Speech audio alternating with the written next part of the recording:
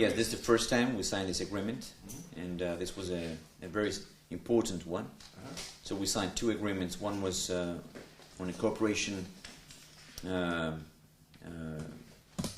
about the organized crime, to fight against organized crime, and the other one was the agreement on cooperation in the field of emergency management situation. So it was very important. All right.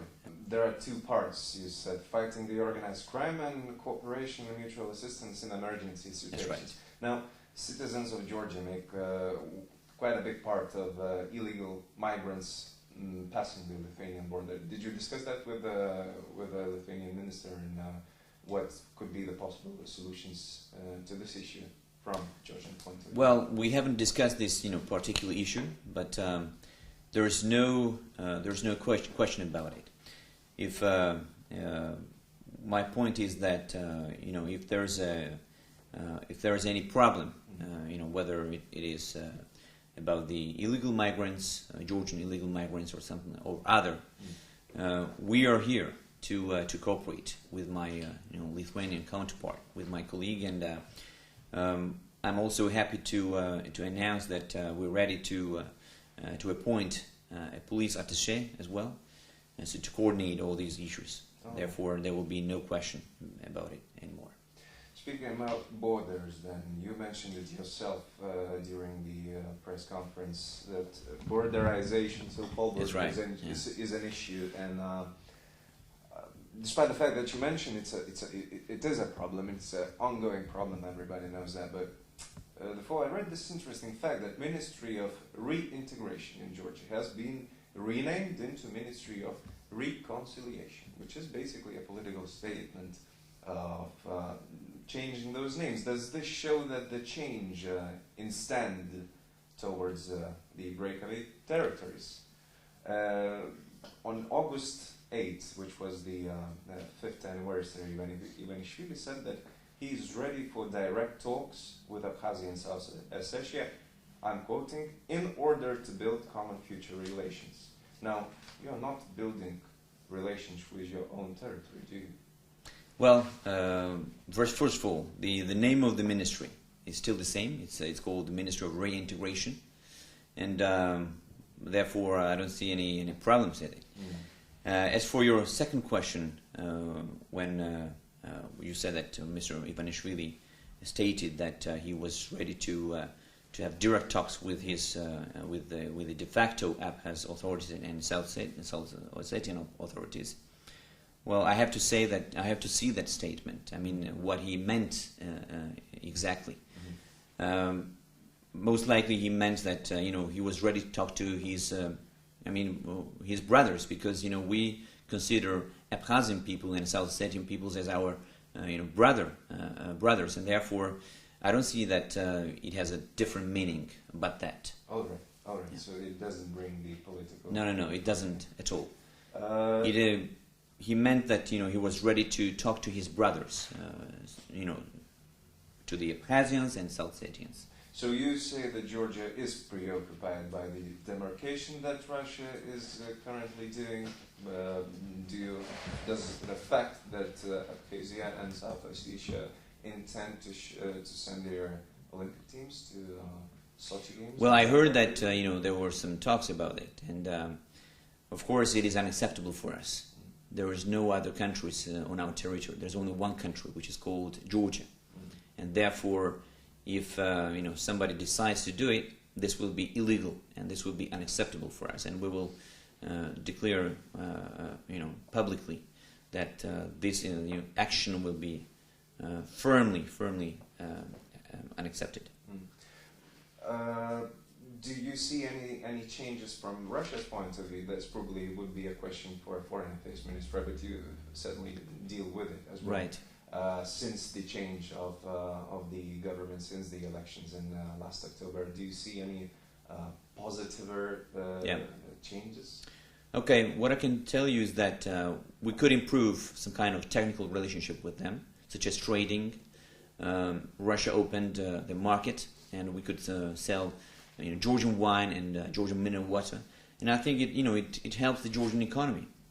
But as for the political side, I wouldn't say that there's a significant improvement. I think that both sides have very careful approach, and we are in a very difficult situation because the 20% of our territory is still occupied, and it is extremely difficult for us to to have a kind of normal relationship with the Russian side. Although we're trying, we changed the rhetoric and we changed the approach to the Russian side, and we definitely want to improve and normalize the relationship with the Russian authorities. That's why our Prime Minister appointed his representative in Russian affairs, Mr. Zurab Abashidze, who has who holds permanent meetings with his colleague, with the Deputy Minister Karasin, and but we'll see how things will come on. When you speak about your interest into NATO integration, there are certain signs that your government and your country shows. For example, recently in June, you increased your troops in Afghanistan. Meanwhile, everybody is actually retreating, and certainly NATO understands it as a sign of wishful thinking. Although, for example, your neighbor approaching the meeting in Vilnius, Armenia, clearly showed the sign that they choose a little bit different sphere of geopolitical cooperation by choosing the Eurasian agreement. Yes. Don't you think that NATO and what you say about trying to improve the Russia relations with Russia regarding your breakaway territories, are these two things? Can you combine them?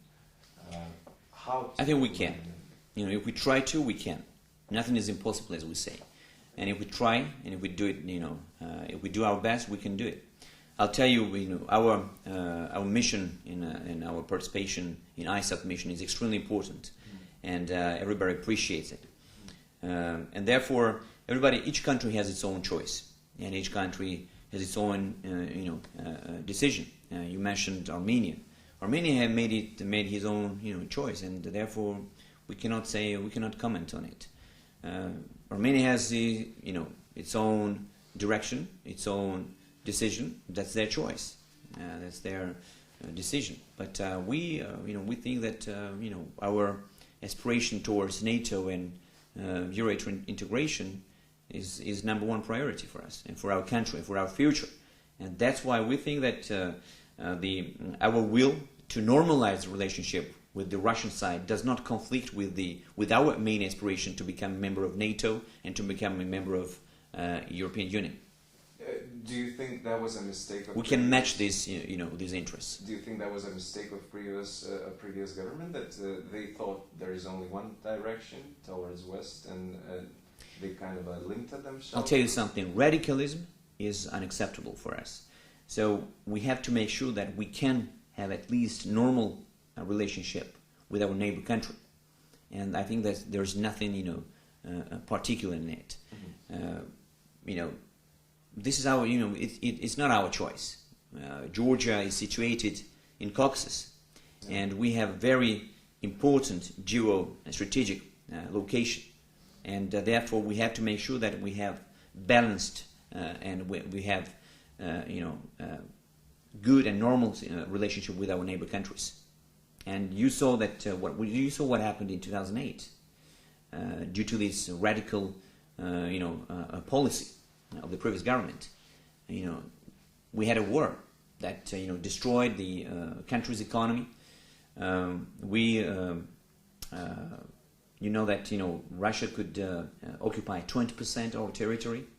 We lost over 100 more villages, and also this led to the recognition of the independence of the so-called de facto Abkhazian government and South Ossetian government, and these are the results of the Russia-Georgia war of 2008. And I think that the previous government they should have thought about about the results of the Cam War, and I think that there was a solution. If they could try, they would find a solution how to get rid of this war.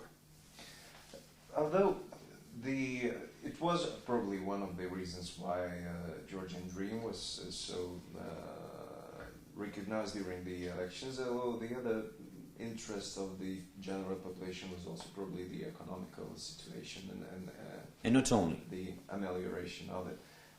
Now, according to Swedish survey, that's a Swedish International Cooperation Agency, which made a survey, and it constantly makes surveys in Georgia. In comparison with March, the percentage of people who responded they think Georgia is heading right direction decreased from 58% to 39% in September. Would you have an idea why is that? Well, first of all, I don't know who did this survey, but the recent survey showed that this number has increased, and therefore, I'll tell you something. You mentioned that people voted for Georgian Dream because of their hard economic problems and etc. But it was not the only reason. I'll tell you something. Over the last 9 years, the previous government prosecuted 300,000 people. 300,000 people. And I'm asking you to put this in this interview. If we multiply it by 4, you get 1.2 million, right? Average. Let's say average number. And the Georgian population is about 4.5 million.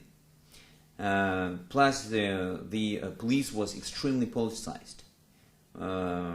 They were going after their political opponents. They were arresting, the opposition members. They were seizing the businesses of and private properties of people, of normal and businessmen people, and everything. These are the main reasons and factors why Georgian people decided to vote for the Georgian Dream, because people people had a fear. There was no freedom of media, for example.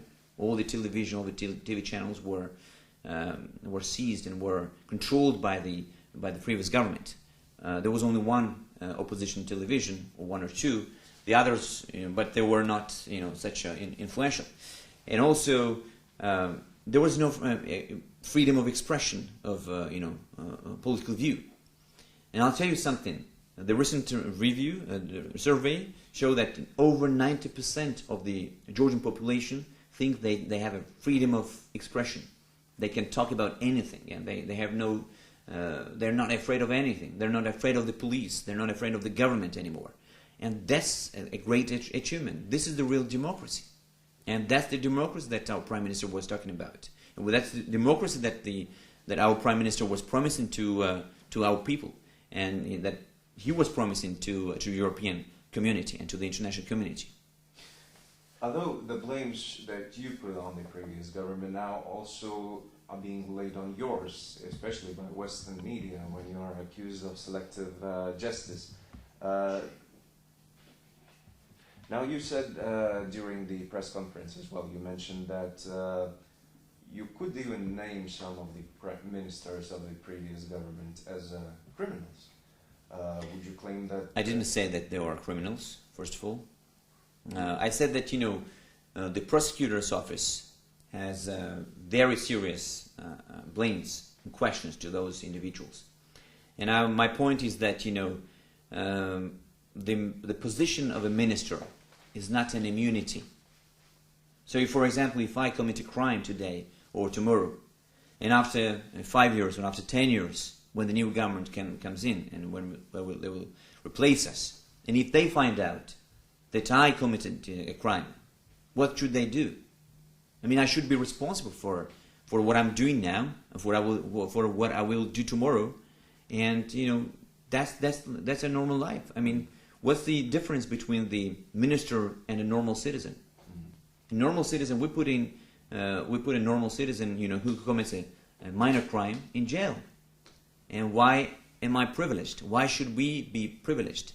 Because of our position? Because of the fact that we are ministers and they're not ministers? It's not true. It's not fair, at least.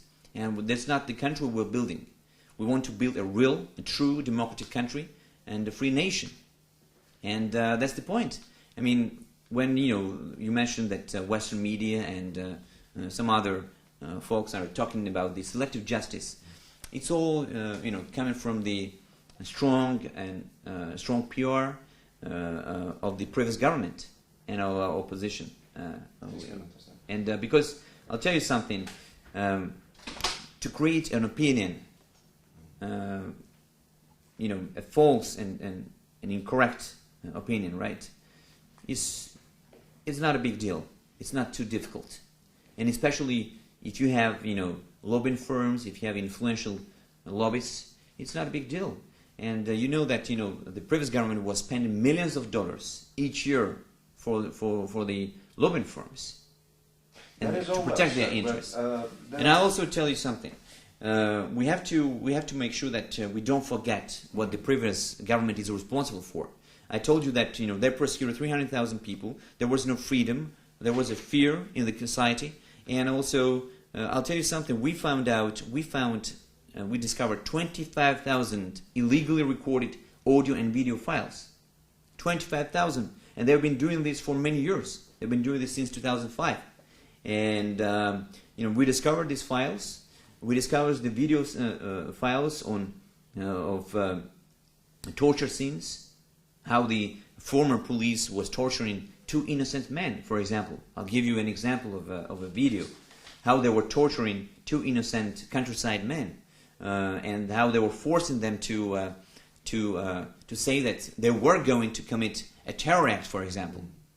I mean, we're talking about these are criminals. Those who did this, they are criminals, and they are in jail now. And I'll tell you something.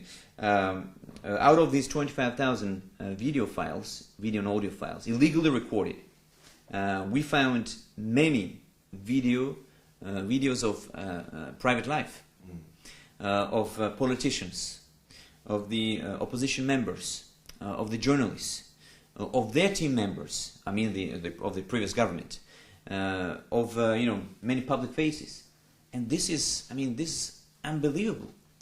And good thing is that we had a historic moment.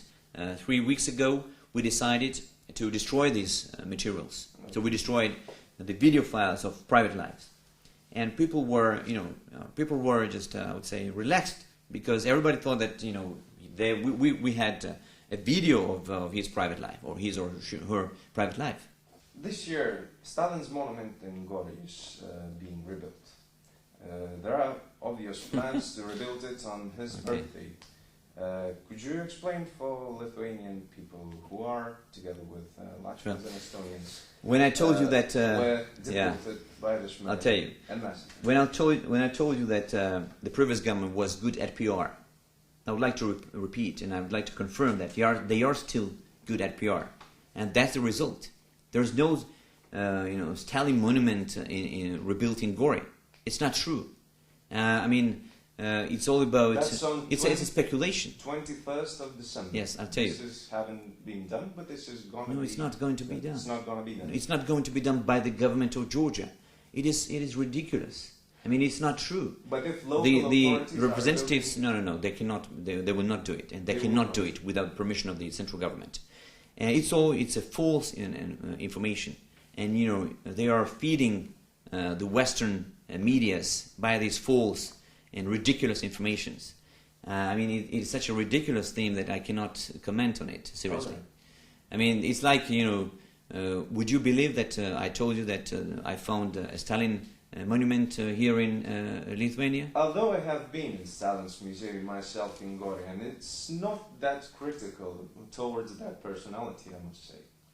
Well, you mean the local population? The museum and the historical approach of the museum. Well, the museum exists, and it was built years ago and during the Soviet era. But hopefully, the previous government, Saakashvili's government, previous government, will not blame us that we built that museum that was built years ago. All right. So don't believe in that. Don't believe in that. It's a false information, fake information. All right. So we have to make sure that you check this information. Okay. And you double check.